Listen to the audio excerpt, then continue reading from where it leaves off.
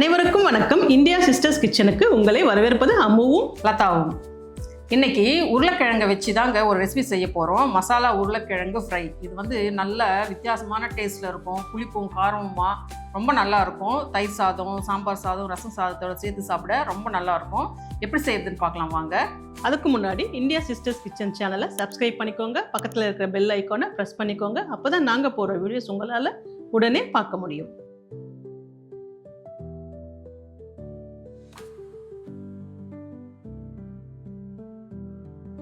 இப்போ ரெசிபி செய்ய ஆரம்பிக்கலாங்க. முதல்ல அடுப்பு ஆன் பண்ணி ஒரு குக்கரை வச்சுருக்கேன்.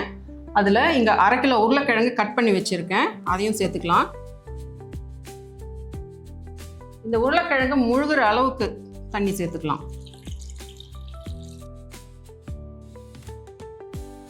அதில் 1 டீஸ்பூன் அளவுக்கு உப்பு சேர்த்து மூடி ஒரு விசில் வரவிட்டு ஆஃப் பண்ணிக்கலாம்.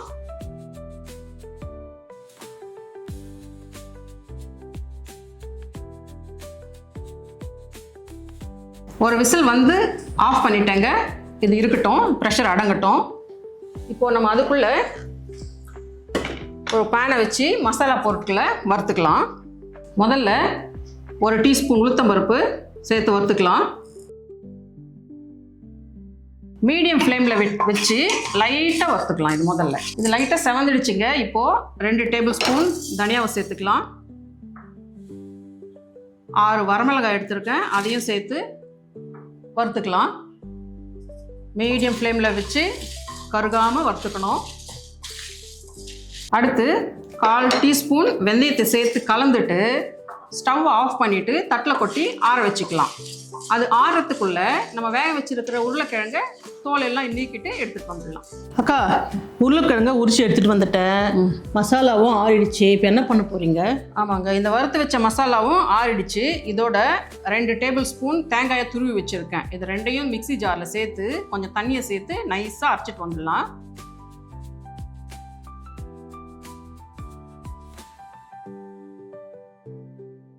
மசாலாவை அரைச்சிட்டு வந்துட்டோங்க.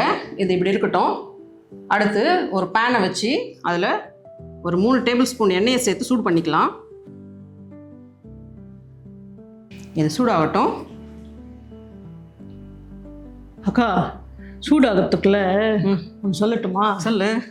உருளைக்கிழங்கு இருக்க மோசு ரொம்ப நினச்சி பாருங்களேன். வேர்ல்டு ஃபுல்லாக ஏதோ ஒரு வகையில் உருளைக்கிழங்கு ரொம்பவே யூஸ் பண்ணுறாங்க. இல்லை? ஆமாம் ஆமாம், நிறைய வெரைட்டிஸ் பண்ணுறாங்க உருளைக்கிழங்குல. இருந்தாலும் நம்ம செய்கிற இந்த மசாலாலாம் போட்டு செய்கிற உருளைக்கிழங்குக்கு இருக்கிற டேஸ்ட்டே தனி தாங்க. சாம்பார் சாதம், ரசம் சாதம், எதுக்கு வேணால் வச்சு சாப்பிட்லாம். நல்ல காரசாரமாக சாப்பிட்டுட்டு நம்மளை சப்புன்னு சாப்பிடுன்னு சொல்லுவாங்க. வச்சுங்க, கஷ்டம். இது சூடாயிடுச்சுங்க.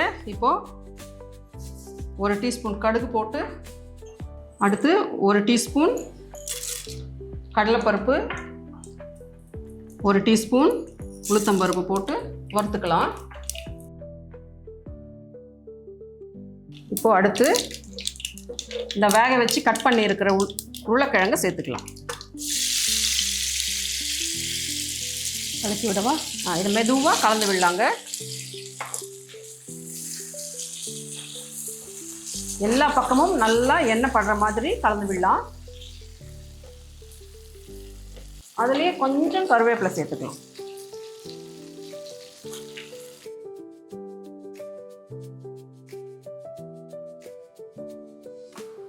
அடுத்து 1/2 டீஸ்பூன் மஞ்சத்தூள்,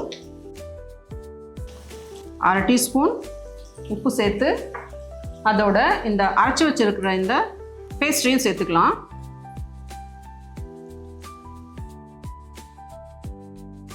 அதுலேயே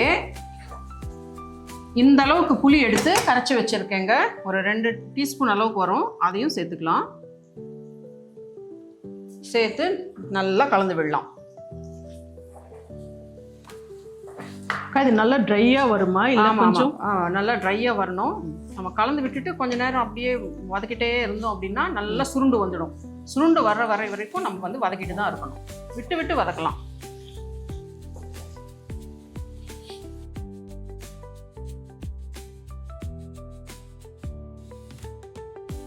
இப்போது மசாலா நல்லா சுருண்டு வந்திருக்குதுங்க. உருளைக்கிழங்கு மசாலாவும் சேர்ந்து நல்லா சுருண்டு இருக்குது. இது இவ்வளோதான். இதை இறக்கி தனியாக வச்சிடலாம். அடுத்து ஒரு பேனை வச்சு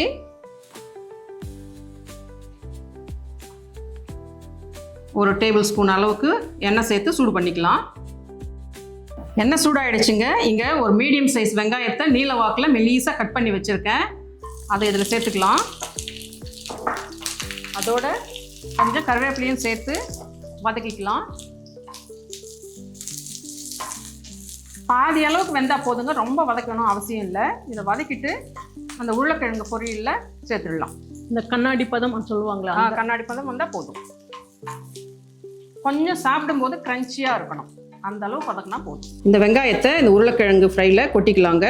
கொட்டிட்டு கொஞ்சம் கொத்தமல்லி தூவி கலந்து விட்டோம் அப்படின்னா மசாலா உருளைக்கிழங்கு ஃப்ரை ரெடி ஆயிடுச்சுங்க.